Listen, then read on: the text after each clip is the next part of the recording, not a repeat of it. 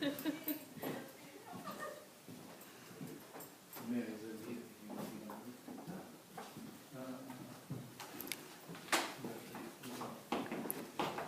eh? No, I don't need to go under it. Someone told me there's something under it. No, but this is resting on a foundation of some sort. It's supposed to be over here. Yeah. Yes, I can see the floors sort of a little bit bowed, but that's okay. But has it missed the foundation? Well, there's where we're going to miss it. That block underneath. Yeah. Oh, really? Well, the floor's yours, mate. Floor's mine. Yep. Oh, kapai. Kia ora, te whānau.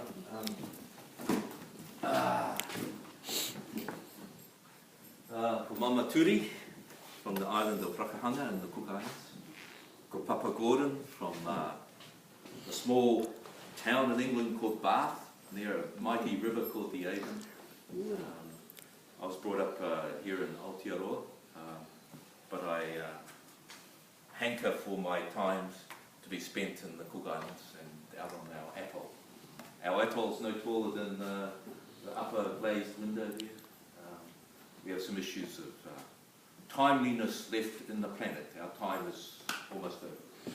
As a man on the sea and surfing, anything that's higher than 2'6" is about it's okay. Anything higher than 5 meters is okay. Long term, my time with my people is limited. So I spend time helping people, using my skills as an engineer to manifest positive change within their role. So thank you for inviting me here. It's my partner, Terry Rebecca Crawford. She's from Hastings, Heratonga. And we came to this house maybe June, July, with Roland to look at how perhaps it could be redeveloped. And further on the track, he's allowed me to come in and reassess and come up with some thoughts around how this study can be redeveloped to whatever is your desire. I currently work in earthquake strengthening buildings. We shut down a school recently in Dannevirke South. It was a school about 100 years old. It's now being rebuilt, reshaped, so that the earthquakes that will come don't take it down. So I work in old buildings. So kia ora, thank you very much for allowing me to be here. Right. Tell us what needs to be done. Oh, okay. The house has good bones. Okay. The cladding that I see on the outside wasn't hard timber, and so the borer has taken most of the strength out of the cladding. Some of the stud work in behind here that's exposed is also would need replacement. The fact that it's standing is the testimony of someone's choice of timber and someone's choice of construction.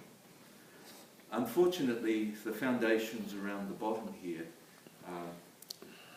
need replacement, and it's the replacement of that would take some time and energy and require the whole whare to be supported for a period while that work is completed.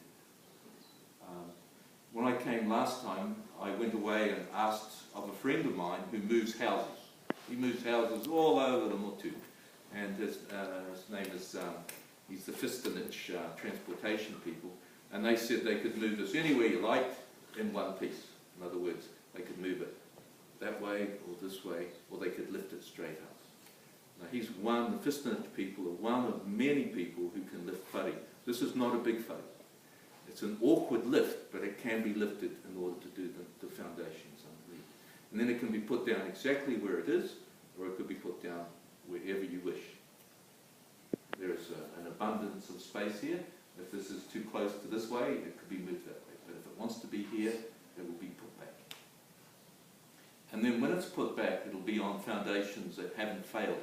All these foundations around the outside have broken. And as much as people may have understood how to bring the trees down and shape the trees to a whare of this size, the issues of making the concrete were not necessarily well based, in other words.